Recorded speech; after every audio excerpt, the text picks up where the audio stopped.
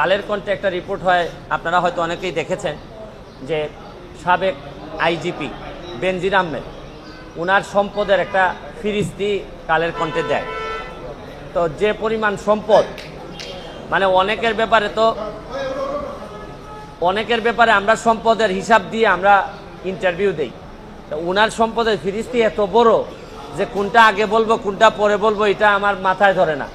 তারপর দেখলাম যে 800 বিঘা 600 বিঘা প্রায় 1400 বিঘা তো আছে গোপালগঞ্জের এদিকেই।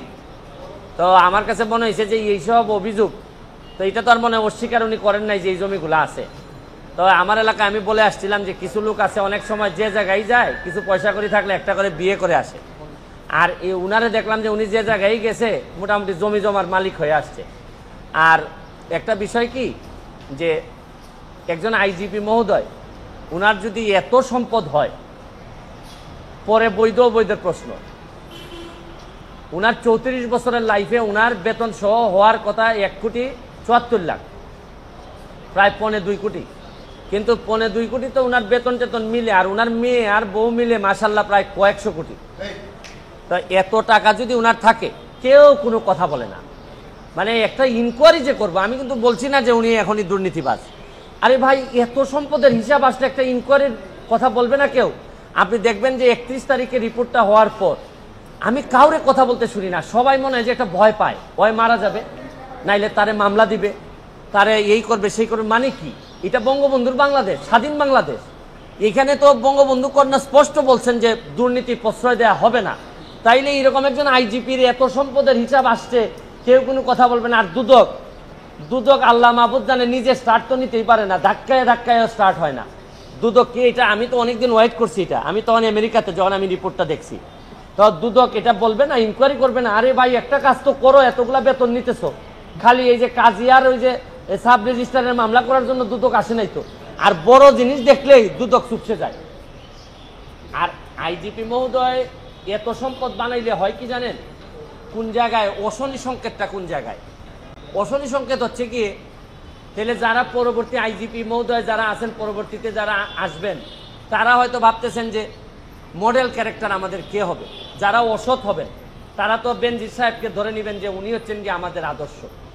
তাই উনি যদি আদর্শ পরেররা ধরে নেয়, তাহলে এরাও 800, 900, 1000 করে বিঘা কিনা লাগবে।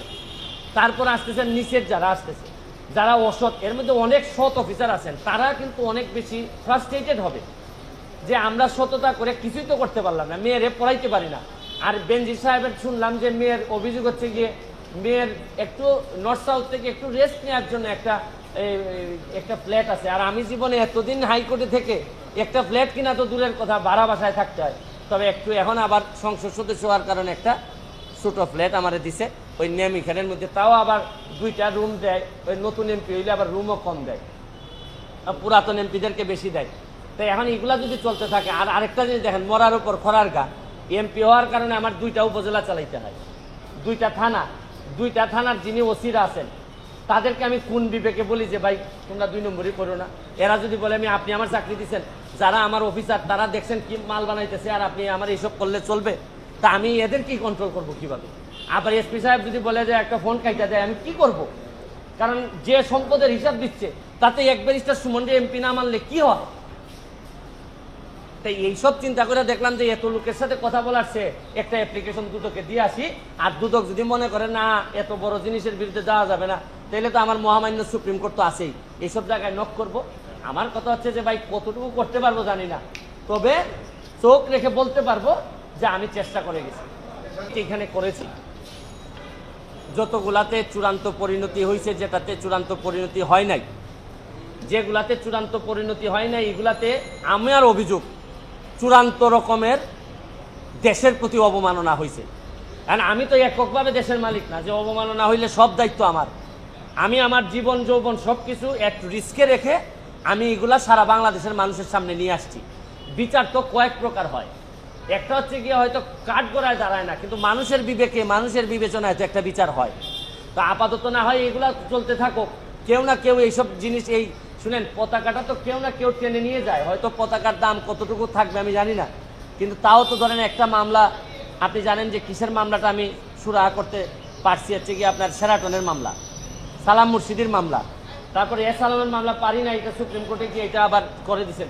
কিন্তু শুনেন, আমাদের ট্রায়ালে, আইন অঙ্গনে ট্রায়াল আমরা যখন করি, বিচার যখন করি, তখন আমরা যখন বুঝি যে এই আসামিরে বাঁচানো যাওয়া কঠিন, তখন কিছু কিছু কথা আমরা ট্রায়ালের মধ্যে বলে রাখি, ডিনায়াল বলে এটাকে, আমরা ডিনাই করে রাখি যাতে আপিলে গিয়ে কাজে লাগে। তা আমি যেগুলো করে যাচ্ছি এগুলো ডিনায়াল দিয়ে যাচ্ছি, হয়তো আমি এদেরকে ধরতে পারি নাই, ডিনায়াল দিয়ে যাচ্ছি। আমার একটা বিশ্বাস, আপিল মানে হচ্ছে কি নেক্সট জেনারেশন, কোনো না কোনো একদিন আসবে। আমি যদি 1 লাখ ভোটের ব্যবধানে এমপি হইতে পারি, যেটা আমি জীবনও চিন্তা করি নাই যে আমি এমপি হব, কারণ আমার নমিনেশন আমি জীবনে জানি যে আমি হয়তো পাবো না, কারণ এত লোক আমার বিরুদ্ধে, নিশ্চয়ই শেখ হাসিনা হয়তো এত লোকের বিরুদ্ধে রেখে হয়তো আমাকে দিবেন না। কিন্তু তাও তো প্রকৃতির খেলা দেখছেন যে 1 লাখ ভোটে আমি এক বিমান ভূপাতিত করে এমপি হয়েছি। এই যে ওনারা ইনকোয়ারি করবে, ইনকোয়ারি করে আমাদেরকে জানাবে যে ওনারা কি পাইছে না পাইছে।